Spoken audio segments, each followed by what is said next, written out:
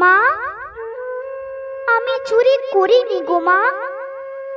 20টা টাকা দাও না মা গো, একটা চিপস কিনে খাই।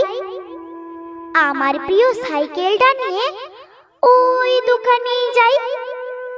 মনের আনন্দে চিপসটা খাবো, হচ্ছে ভারী মজা।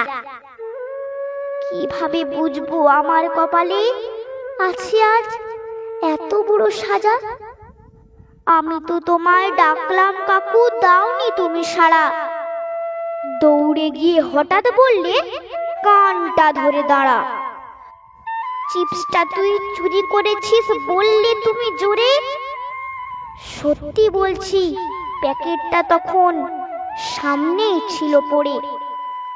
মাও কেন তুমিও কেন বললে অনেক কথা, প্রমাণ করার কিছুই ছিল না, শুধু লাগলো বুকে ব্যথা। আবারও বলছি মা গো, আমি করিনি চিপসটা চুরি। তোমরা আমায় অযথা মেরেছো, লেগেছে যে প্রাণে ভারী।